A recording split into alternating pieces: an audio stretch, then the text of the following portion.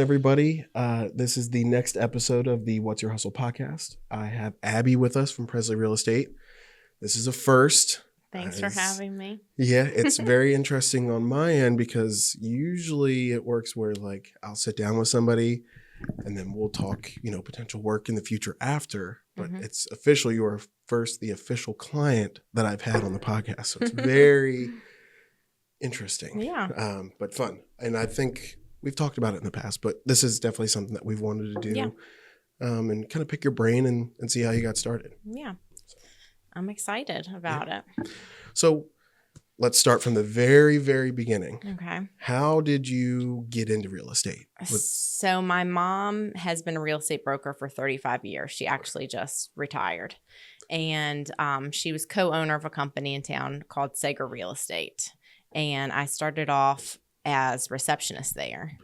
And that was in 2003. So I had a young son, first real job, besides like Food Line, Dairy Queen, lifeguarding, all that. And the slew. Yeah, I mean, I enjoyed it. I enjoyed meeting all the clients and customers and hadn't really thought about getting my license. And then I started dating my husband now, Jamie.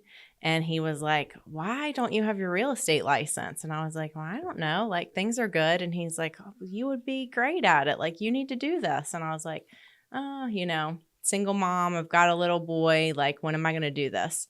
So he just pushed me to do that. Ended up enrolling at Lord Fairfax Community College, Laurel Ridge now. Like, they had a Tuesday, Thursday night class. And got my license in 2005 and started selling then. Been selling ever since. Been selling ever since. That's awesome. That's very interesting because is everybody that I've kind of talked to of like how you got started, right? Yeah. That's like my number one go-to question.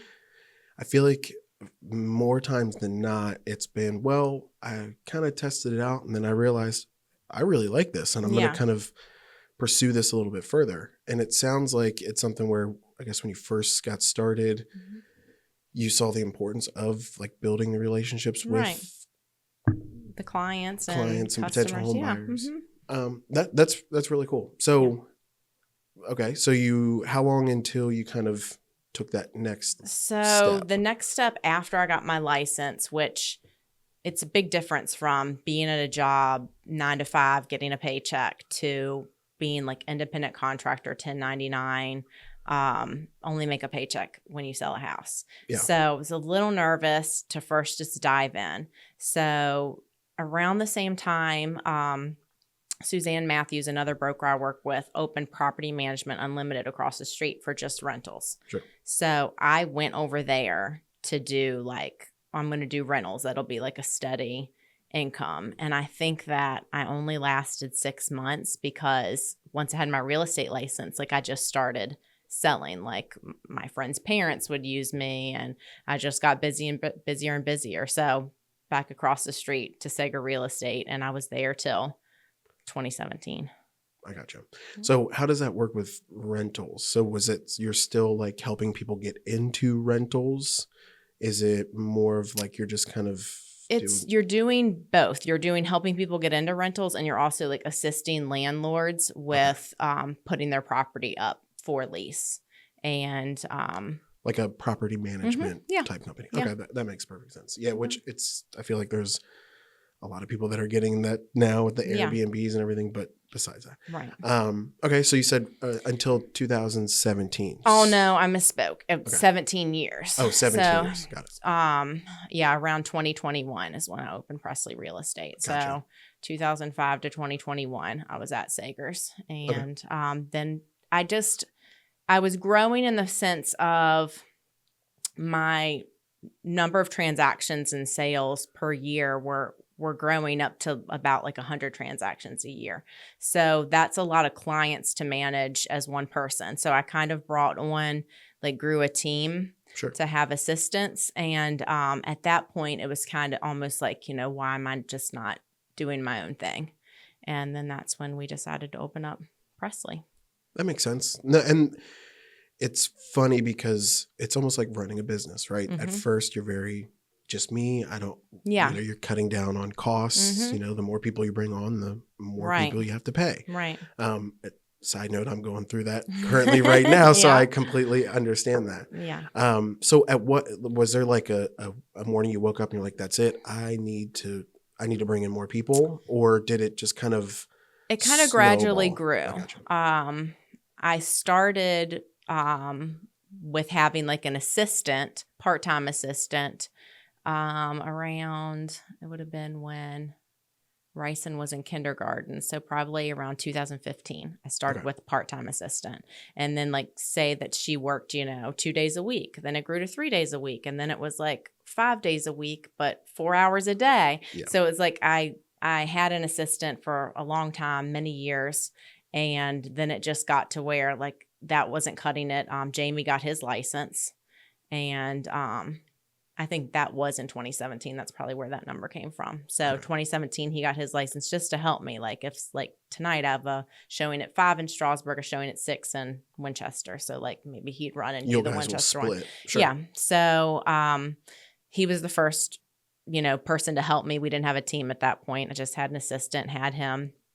And yeah, it got to where I felt like I didn't want to not be giving my clients the attention they deserved, because I had so many clients, but also what are my options to refer them out to like someone else in my company? Like, I don't know if they're going to be taken care of the way I would take care of them. So I thought it would be better just to like start the team and bring in people to like train the way that I do business. And that all worked out pretty well. Yeah. I mean, it's kind of one of those, if the numbers don't lie, right? Mm-hmm. So you're growing and seeing the success. Yeah. Why not take that same process and bring in Right. somebody and kind of show them the ropes, so to speak. No, that's very, very interesting. It's probably exciting, right? Mm-hmm. And then, you've been in the business so long to kind of take a step back and think where you came from and kind of the path to get here. So you then, at that point, you kind of went into more of like the brokerage. I'm pushing my limits on knowledge here because I feel like I know just enough to get myself in trouble. So to be able to own your own company, like you have to have a broker license. Okay. So you have to have more education and take another test and get a different license. So different from the agent.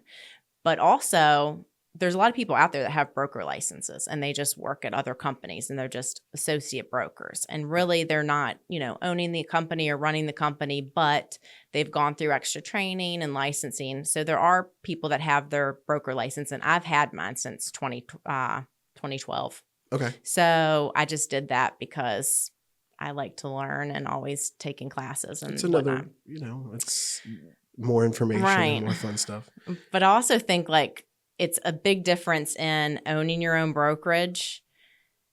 Us realtors, we're out there, we're people, we like people, we're good with clients, we're good at what we do. But like owning your own brokerage, then there's like a whole business aspect too. Employees, payroll, management, taxes, bills. all. And so I don't know. To me, like, I mean, I thank God I have Jamie. We talked about this weekend. Like, he does all that stuff. So I know there's a lot of agents out there that just think, why don't I start my own brokerage? Or why am I giving a broker some of every paycheck when I could just have my own?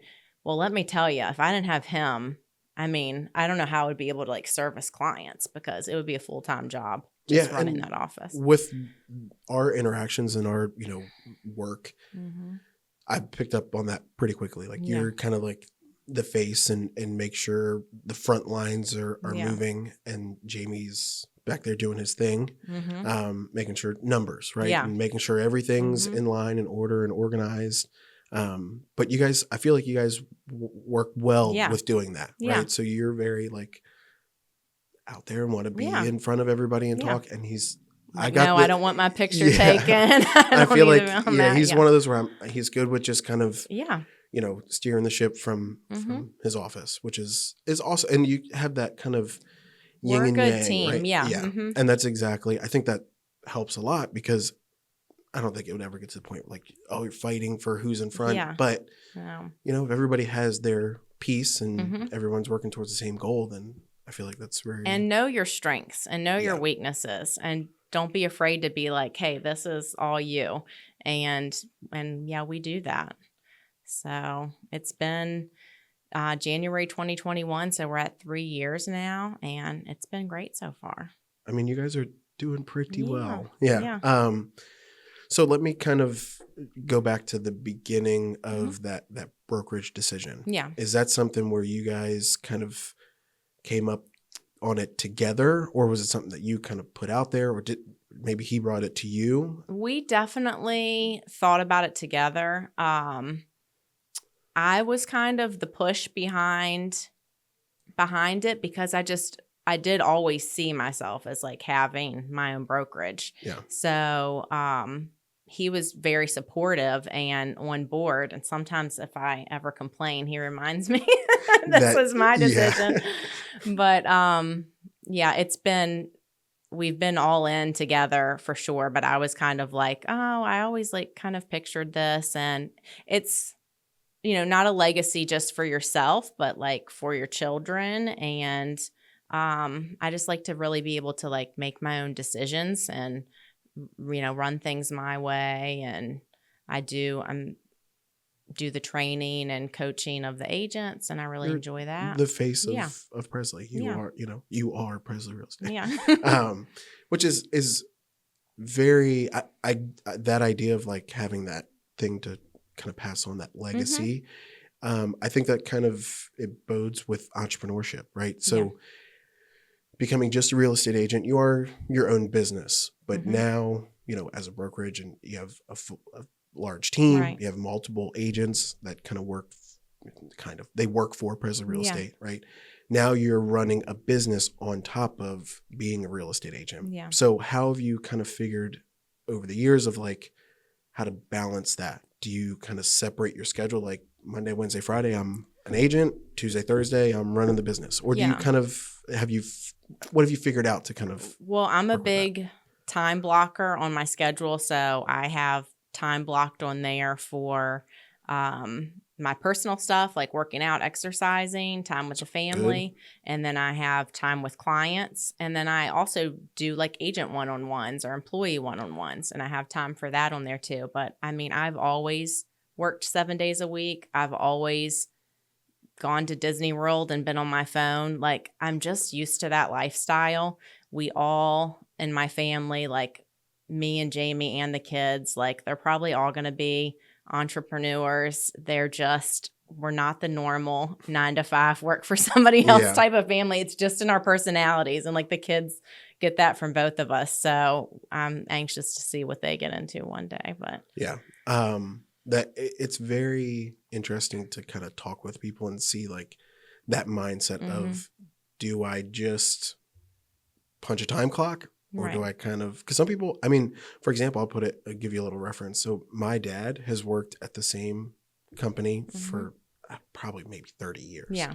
He's very content with going in. He does his job extremely well. He knows, like, people always talk about how great he is. Right.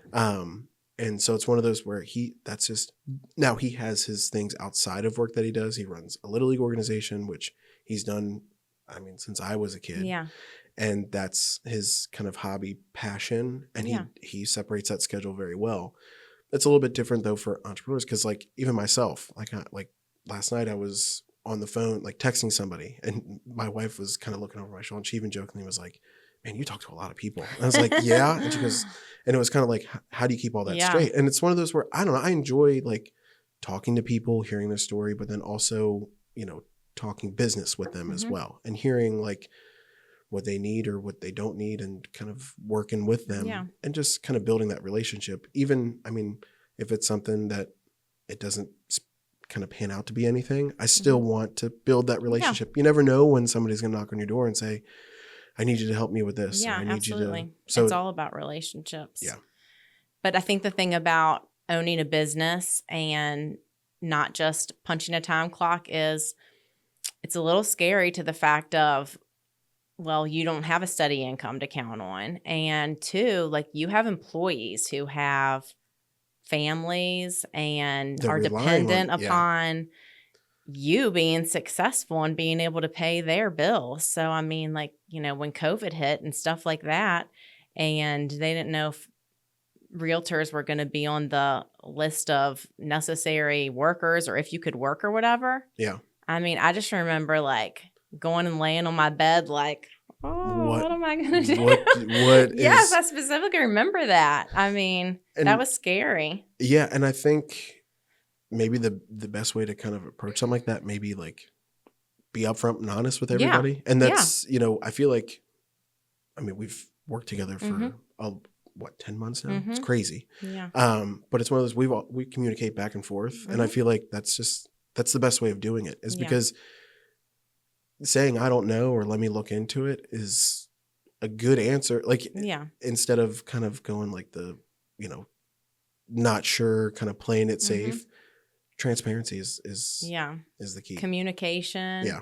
And it's just like, if, you know, you're doing my videos, if there's something like I like or I don't like, then I'm going to let you know so we can do more or less of it. And, you know, I've been in transactions where afterwards, somebody who I really know and trust is like, you know what? I kind of feel like you didn't really explain such and such to me. And as soon as she said that, I took that to heart and I'm like, I'm going to go make a video about when you're listing your house because I am not explaining the process thoroughly enough. And I'm going to send this to everyone who lists their house with me. So like I take that constructive feedback and use it, not like, you know, get upset or offended. Like at least she told me and didn't like post a negative review somewhere. Like, yeah. And having that kind of set from the beginning, right? And I kind of feel you probably set that tone with your clients, right? You like, I want to know, how did I do? Good, bad, or ugly? What's going on? Yeah. And I think that helps. I don't know. For me, it helps in business, you know, because having that transparency is always a positive. Yeah. So I'm going to go off, not off track, but kind of switch topics really quick. So you've been in real estate, whether just a real estate agent, brokerage for a very long time. Which is impressive because I feel like there's people that try it, they don't like it, and they find something else. Yeah. What has been that consistent factor that you've seen through all the years, whether it be, you know, relationships, you know, kind of walk me through what you've seen as kind of help you get to this point. So I see a lot of people, or I'll have people come to me. I'm interested in getting my real estate license. I love houses and I love decorating and such and such. Well, I don't love houses and I don't love decorating. Like I got into this business. I actually went to college for social work. Like I didn't know what I wanted to do. I just knew that I wanted to help people. I knew that in church, I wanted to do helping many missions projects that we did.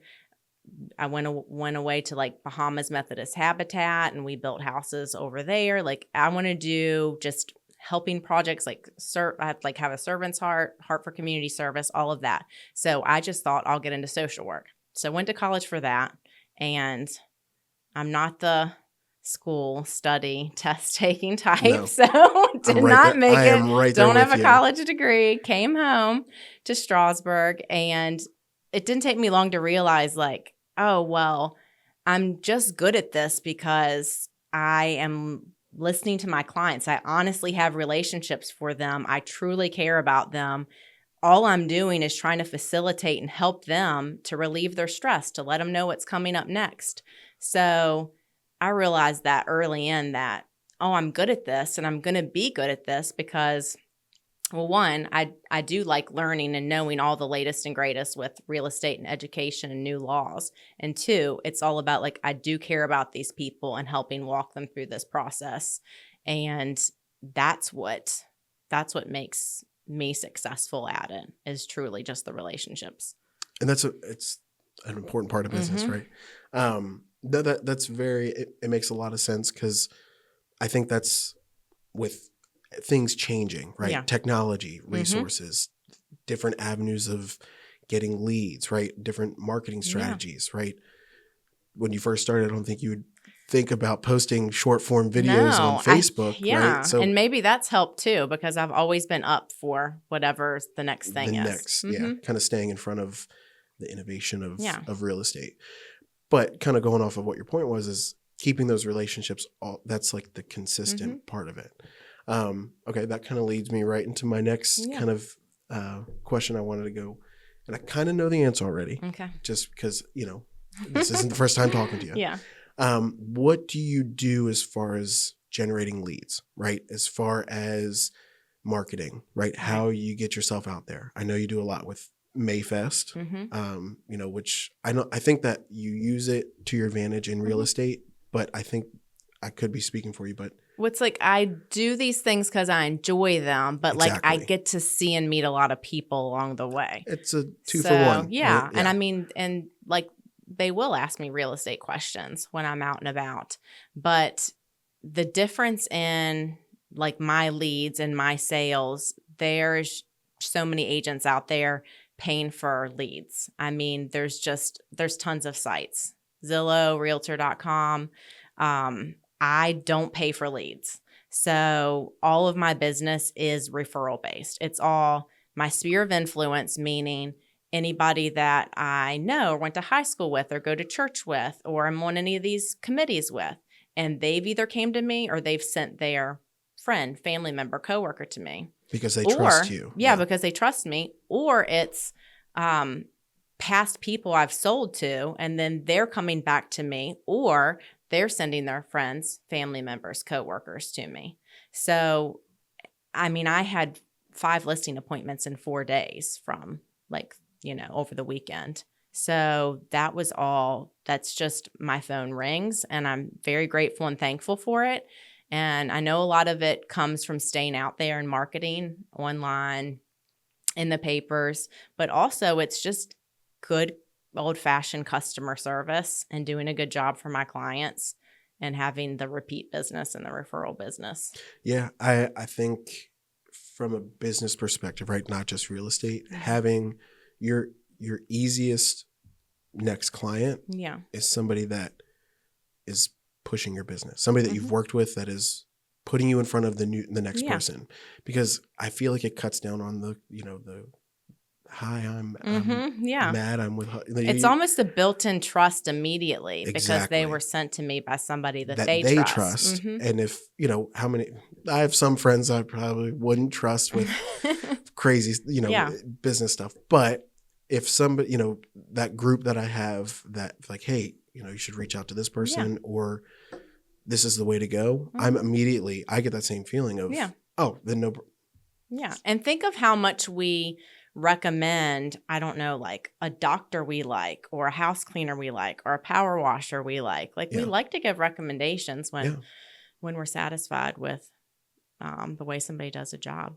Yeah. The funniest part about that whole thing is I sometimes have people like, I hope you don't mind, I gave your information. Somebody was interested and I gave your information. I was like, please do put it everywhere. I don't, or the, it's funny. So my wife's grandfather, he was here for my daughter's birthday and he was like, hey, I just wanted to check with you. Are you okay with me sharing your video? Like the stuff that I post? I was like, share it twice. I don't you put it. I have no problem with it. And it's one of those where kind of what you're talking about is that helps that initial breakthrough conversation of they build that trust with you so quickly, or they come into it already trusting you because of that referral. And as long as you're consistent with your customer service and building that relationship, it'll kind of snowball into the next person. And I take the time to write thank you notes to each and every one of those people when they send a client my way, whether it even pans out or not. I send them a note letting them know, thanks for sending me Sally. I really appreciate you recommending me and keeping me top of mind. So I just want to make sure they know that I am thankful. Yeah. And that is part of the reason for the success of my business. And along with that, you also do a little bit of marketing as well. I'm hip to some of that. So where do you kind of see, or where have you seen, I guess going past tense, the kind of turning of the tide of traditional mailers, billboard, whatever. And now I feel like we're kind of really getting into a social media heavy presence.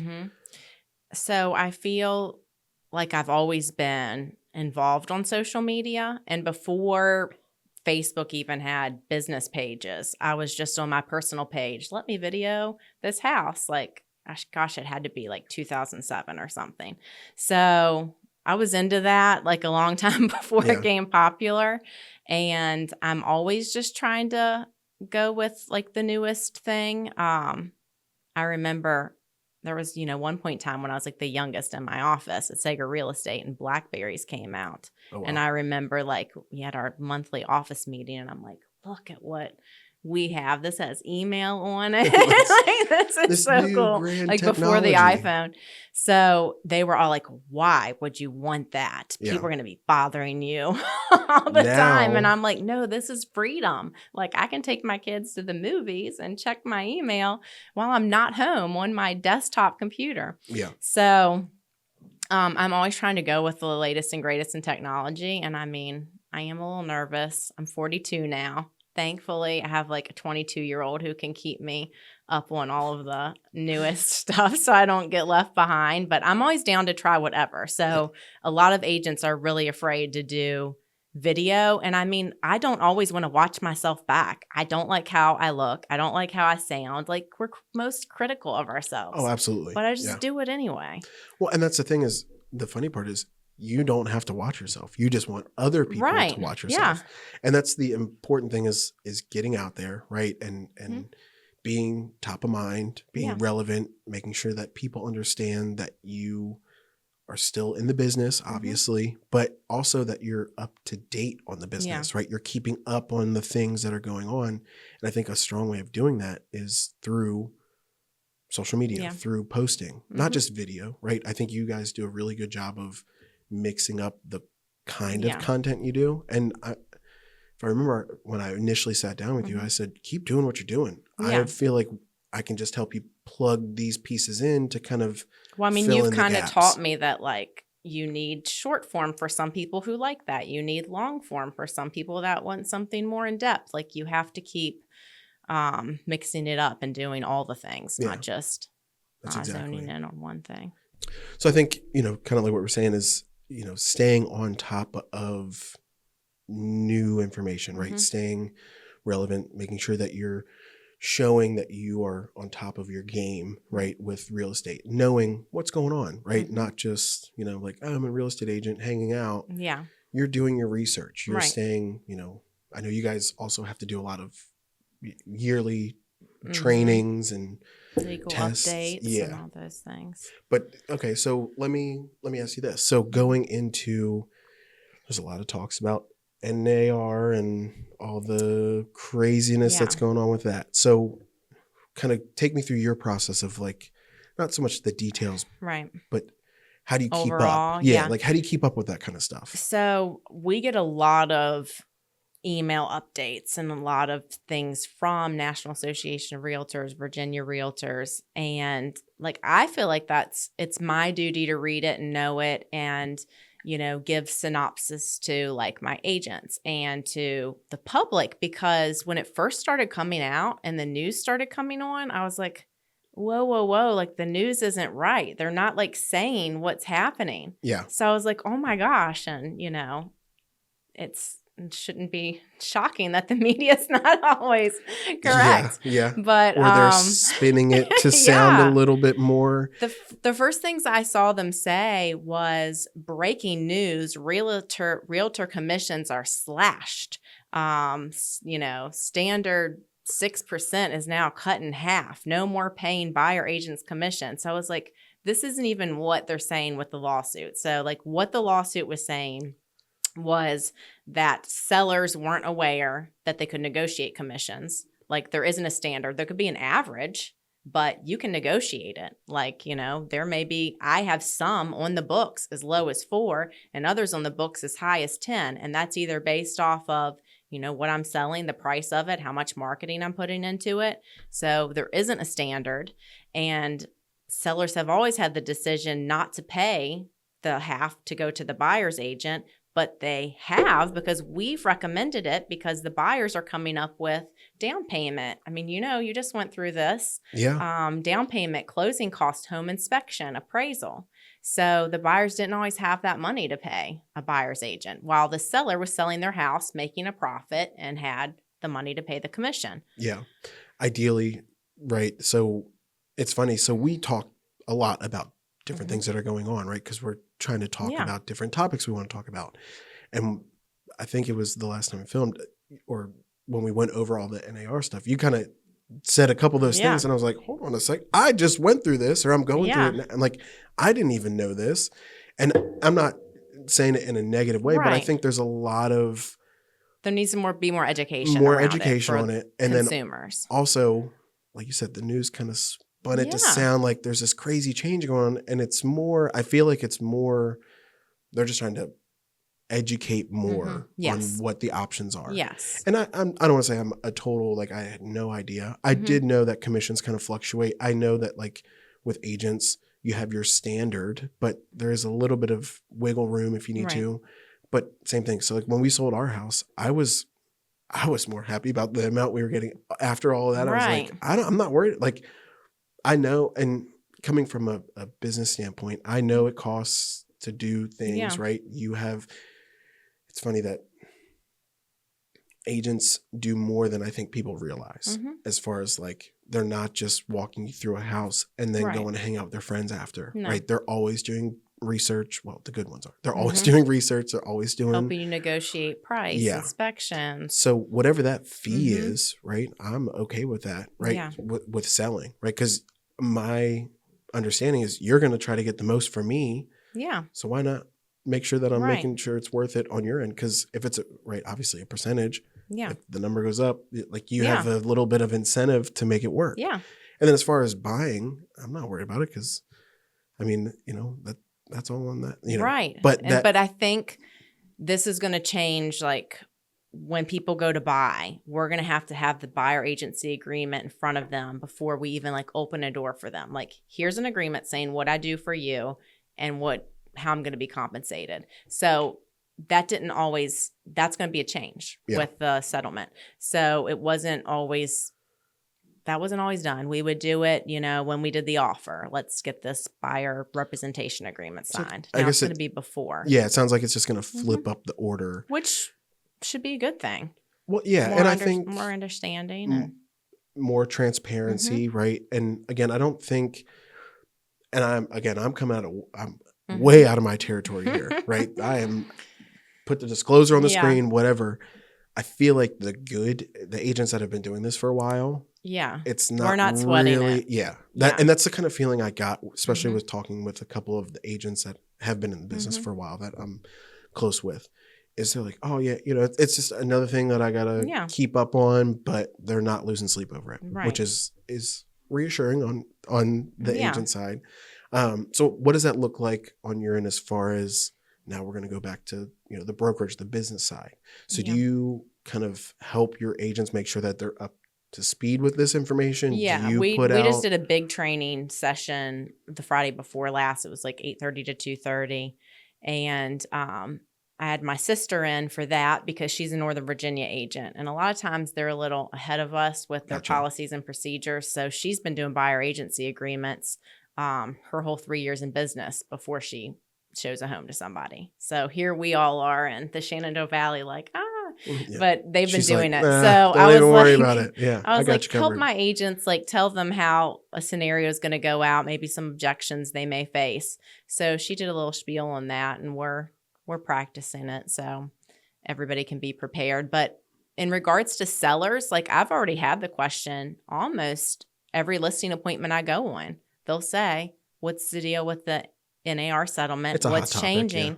Yeah. And I'm like, right now it's business as usual. And even if things do change, I'm going to recommend you offer compensation to the buyer side, because I think that's going to help get your house in front of more people and get you a better offer. Yeah. And to be honest, people that are buying, I feel like if that's the might only want to see the house's offering. Yeah. So if they that's don't have the to different, come like, say pocket. they found two, I mean, right now it's kind of weird because the inventory's out of whack.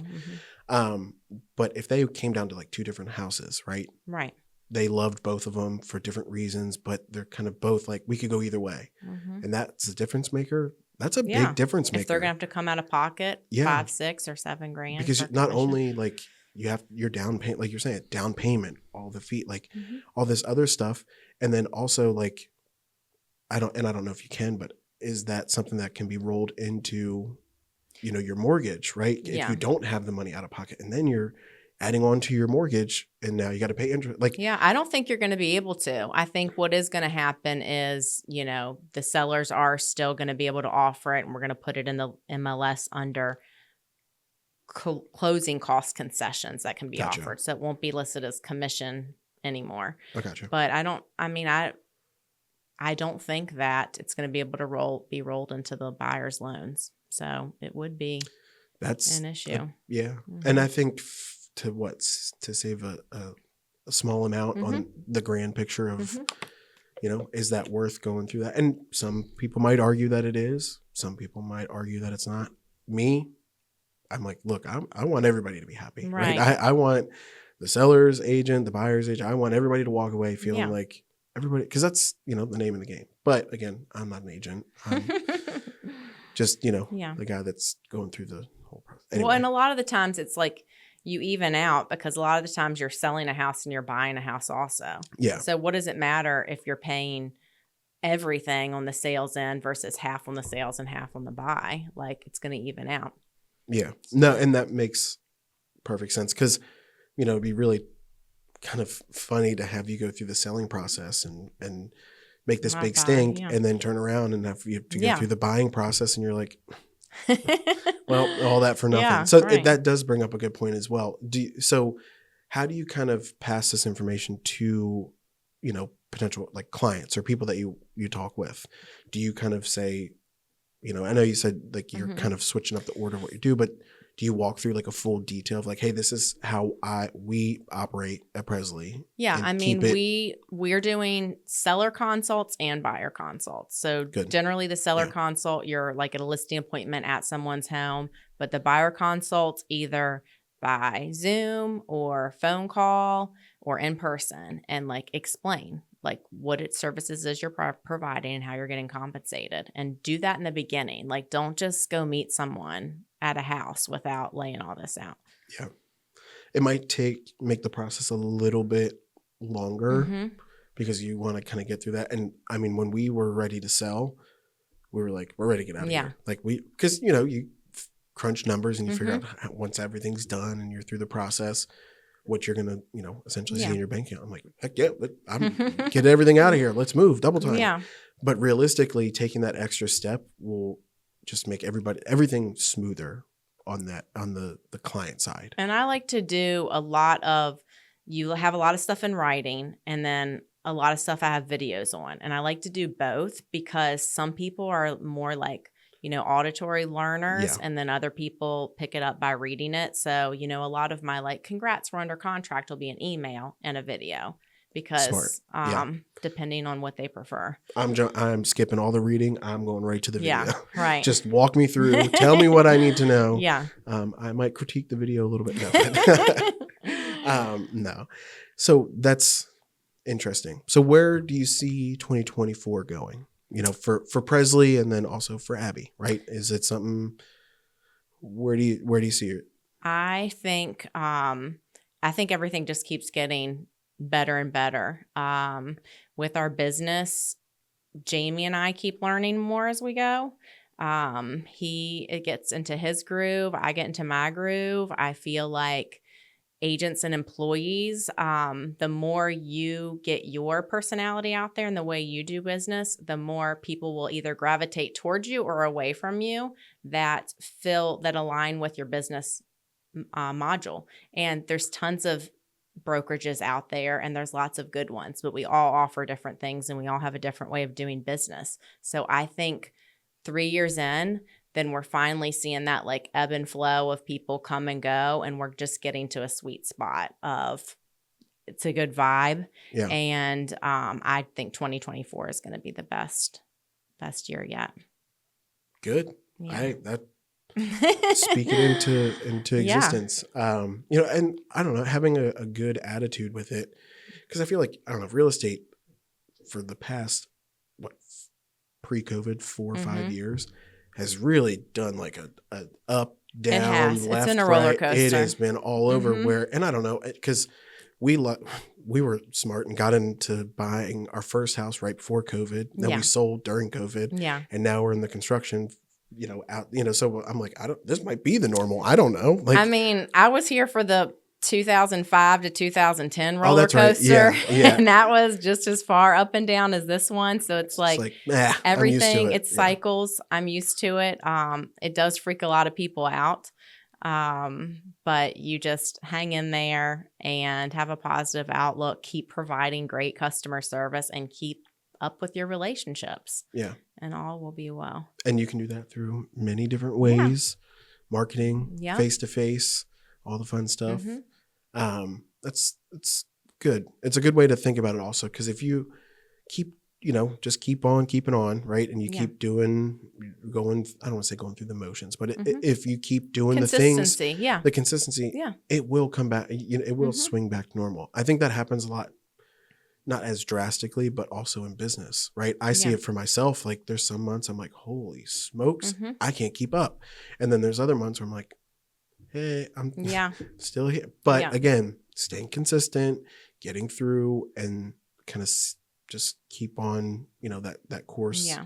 And then, like you said, making sure that all your relationships are maintained and touching base with everybody. It's really fun. So I appreciate you sitting down with me. Yeah. I feel like this was interesting. Yeah. I've learned a little bit more about Preslee and how you guys operate. I'll interview you next. Fair enough. Yeah.